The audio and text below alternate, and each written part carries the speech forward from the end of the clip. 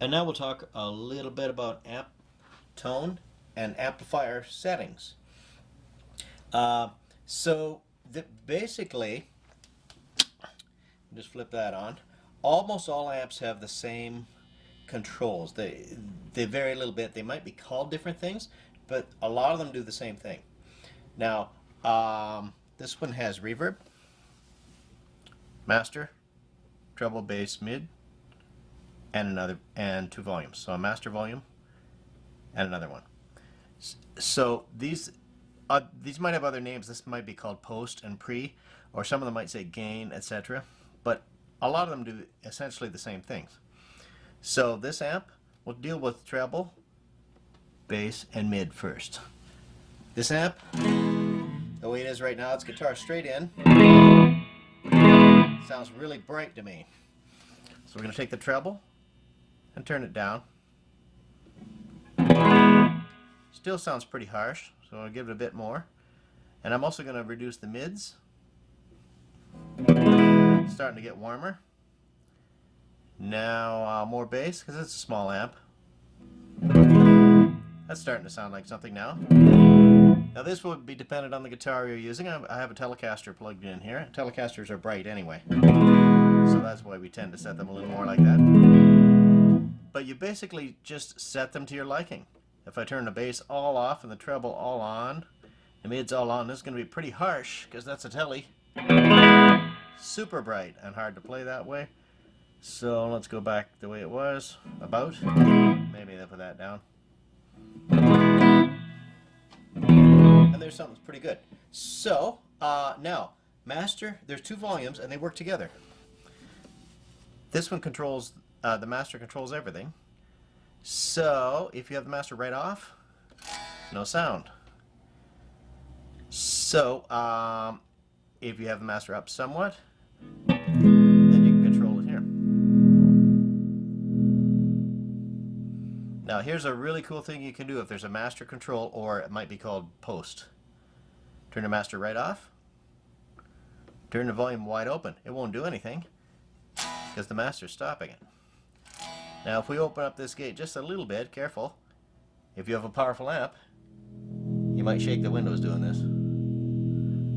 Maybe to 1, 1.5, 2. We get some distortion.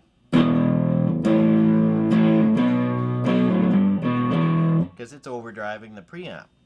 So if this volume is higher than this one, you get distortion. And the amount of difference it is determines the amount of distortion. So right there, there's tons of distortion. If I want a little less than that, I can reduce the difference. So set that one about 10 and this one about 2 or 3. We still have a fair amount, so I'm going to go a little less here. So now that's about, I don't know, 8 and 3.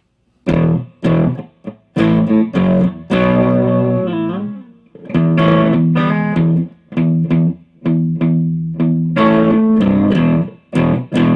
that gives a nice crunch. If I want even a little less, that's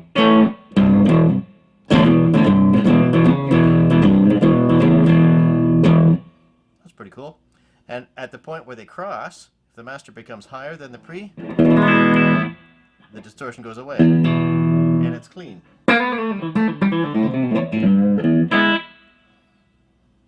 Okay, so we'll put it back so there's some distortion on here, just for a nice bluesy tone. That's pretty good. I'll give it a little more. That's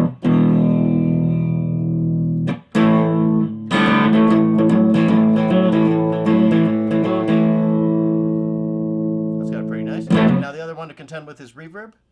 And it's pretty much the way I describe it is if you were playing in the gym at school.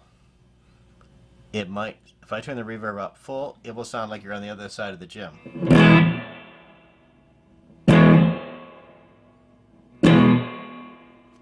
Okay, if I turn it right off, nothing. A very small room. So, where you set it is just pretty much how you want it to sound. On these amps, usually I set it somewhere around here. Again, it depends how loud, whether I'm playing by myself or with a band, and how loud the band is, how big the show is.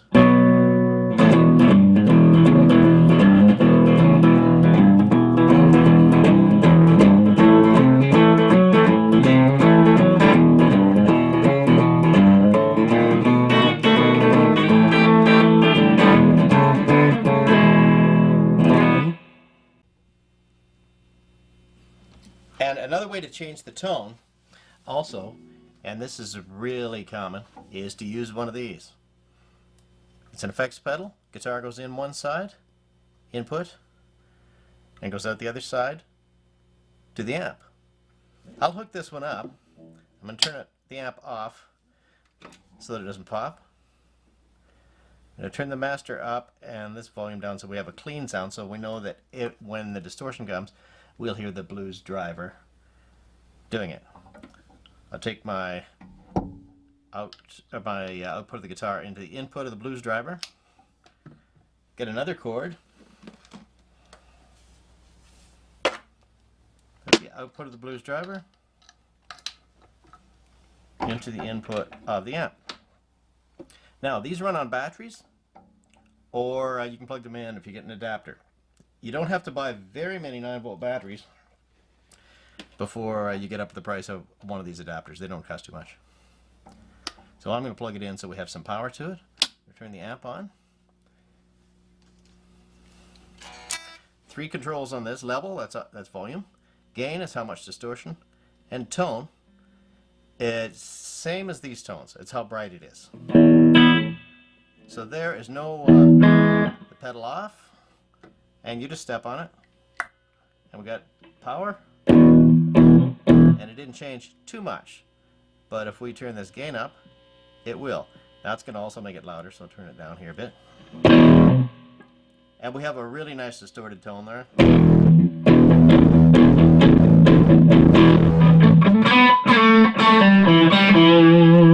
And that's a little bright, so I'm going to just pull the tone back a little bit.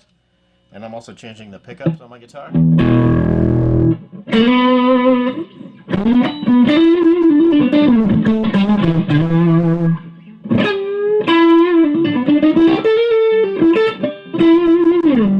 that has a really nice bluesy tone. This is a amp that's designed for blues, so it works great. I can do that with no reverb,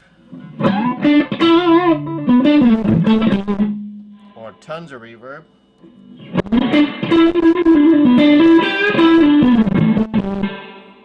That's a bit much, so let's go about here.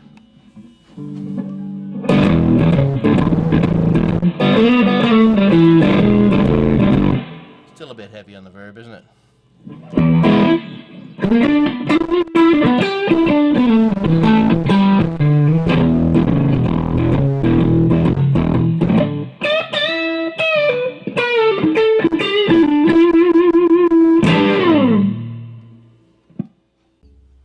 Guitar players, we spend a lot of time and a lot of brain power thinking about our tone. That's why we have so many different guitars and so many different amps. They all have their purpose and they all sound different. And that we're always just searching for that elusive tone that maybe does not even exist. But tone is crucial. A lot of the new amps have effects built right into them, so you don't have to use pedals with them. Or you can also use pedals if you like the sound of them better. So that's a cool thing. Absolutely experiment with your amp and get every tone you can out of it.